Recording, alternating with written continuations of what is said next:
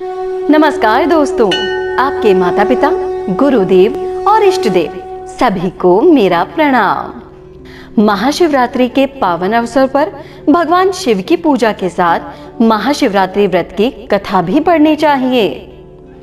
शिव पुराण के अनुसार एक समय किसी जंगल में चित्रभानु नामक शिकारी अपने परिवार के साथ रहता था। वो शिकार करके अपने परिवार का पालन पोषण करता था।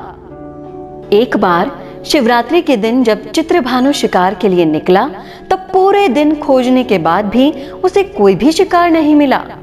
इसी प्रकार दिन भर भूखे प्यासे रहने से उसका शिवरात्रि का व्रत हो गया। उसके बच्चे, पत्नी और माता पिता को भूखा रहना पड़ेगा, इसी बात से वो बहुत दुखी था। तब चित्रभानु भूख प्यास से व्याकुल होकर जंगल में शिकार खोजने लगा।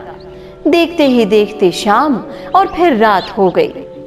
तब एक तालाब के पास बेल के पेड़ पर पीने के लिए पानी लेकर चढ़ गया। उसे पूरा भरोसा था कि कोई ना कोई यहाँ पानी पीने जरूर आएगा और प्रतीक्षा करने लगा। उस पेड़ के नीचे एक शिवलिंग भी था, जो सूखे बेलपत्र से ढका होने के कारण दिखाई नहीं दे रहा था। रात का पहला प्रहर बीतने से पहले एक हिरनी पानी पीने आई। तभी वो धनुष बाण से उसका शिकार करने के लिए तैयार हो गया। ऐसा करने से कुछ पत्ते और जल की कुछ बूंदें शिवलिंग पर गिर गए। चित्रभानु अनजाने में बेलपत्र तोड़कर नीचे गिरा रहा था, जो कि शिवलिंग पर गिर रहे थे। इस प्रकार संयोगवश वो दिन भर भूखा प्यासा रहा, जिससे उसका व्रत हो गया और शिवलिंग पर बेलपत्र गिरने से उसकी शिव आराधना भी हो गई। पत्तों की आवाज से हिरनी ने जब ऊपर देखा तो भयभीत होकर शिकारी से कांपते हुए स्वर में बोली, कृपया करके मुझे मत मारो। शिकारी ने कहा, मैं शिकारी हूं, मैं और मेरा परिवार भूखा है, इसलिए तुम्हें नहीं छोड़ सकता। हिरनी शिकारी से जीवनदान की याचना करने लगी। बोली, मेरे छोटे छोटे बच्चे हैं और मेरे वापस लौटने का इंतजार कर रहे हैं। मैं उन्हें अपने पति को सौंपाऊंगी, फिर तुम मुझे मार देना। मुझे तुम बस इतना सा समय दे दो। मैं झूठ नहीं बोल रही, तुम मुझे इतना सा समय दे दो और मुझ पर विश्वास करो, मैं जल्दी ही लौट आऊंगी। अगर मैं लौट कर ना आऊं तो मुझे वो पाप लगे जो विश्वासघाती और शिवद्रोही को लगता है। इस प्रकार हिरनी के विश्वास दिलाने पर शिकारी ने उसे जाने दिया और हिरनी चली गई। कुछ देर बाद शिकारी ने देखा कि जब एक मोटा ताजा हिरण जल पीने तालाब के पास आया है, उसने फिर से धनुष पर बाण चढ़ाया और फिर से कुछ जल और बेलपत्र शिवलिंग पर गिर गए। इस प्रकार शिकारी के दूसरे प्रहर की पूजा भी हो गई। हिरण ने जब शिकारी को धनुष पर बाण चढ़ाते हुए देखा तो हिरण बोला, ये क्या कर रहे हो? मैं घर पर अपने बच्चों को छोड़कर आया हूँ, मुझे इतना समय तो दे दो कि मैं बच्चों को धैर्य देकर शीघ्र लौट आऊं। तो मुझ पर विश्वास रखो। शिकारी ने हिरण को भी जाने दिया। हिरण जल पीकर वहां से चला गया। अब जब हिरण घर जाकर अपने बच्चों और पत्नी से मिला तो उन दोनों ने अपना वृतांत एक दूसरे को सुनाया। फिर वो बोले कि हमें जल्दी ही शिकारी के पास लौटना है। अपने बच्चों को धैर्य देकर जब वो चलने को तैयार हुए तो सबसे पहले हिरनी बोली कि मैं शिकारी के पास जाऊंगी, आप मेरे बच्चों का ख्याल रखना। हिरनी की बात सुनकर हिरण बोला, माँ के बिना बच्चों को कोई नहीं संभाल सकता, तुम यही रहो, मैं शिकारी के पास जाऊंगा।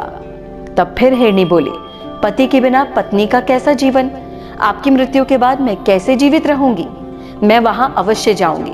और वो दोनों अपने बच्चों को समझाकर चल पड़े। जब बच्चों ने देखा कि माता पिता दोनों जा रहे हैं तो हम क्या करेंगे, तो वो भी माता पिता के साथ चल दिए। इस प्रकार वे सभी शिकारी के पास पहुंचे। उन्हें देखकर शिकारी ने झट से धनुष पर बाण चढ़ाया, जिससे फिर कुछ बेलपत्र और जल शिवलिंग पर चढ़ गया। इससे शिकारी के तीसरे प्रहर की पूजा भी हो गई और उसके दुष्कर्म नष्ट हो गए और ज्ञान की प्राप्ति हुई। हिरण ने कहा, हम सभी उपस्थित हैं, आप हमारा वध करके अपने परिवार की भूख मिटाइए।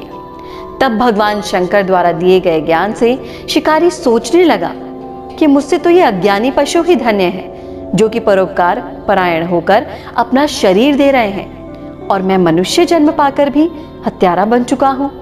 ये सोचकर शिकारी बोला, तुम सभी धन्य हो, तुम्हारा जीवन सफल है, जाओ, मैं तुम्हें नहीं मारूंगा, तुम बिना डरे यहाँ से जाओ।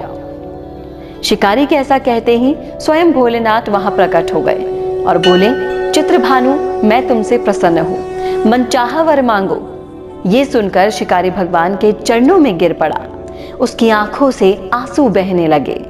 भगवान भोलेनाथ ने उसे सुख समृद्धि का वरदान देकर गुरु नाम प्रदान किया। अनजाने में ही सही, शिवरात्रि का व्रत करने से चित्रभानु को मोक्ष मिला। हे भोलेनाथ, जिस प्रकार आपने उस शिकारी को सद्बुद्धि दी, उस पर अपनी कृपा की, वैसे ही शिवरात्रि का व्रत करने पर सभी पर अपनी कृपा करना, सभी की मनोकामनाएं पूरी करना। जय हो भोलेनाथ की। ओम नमः शिवाय।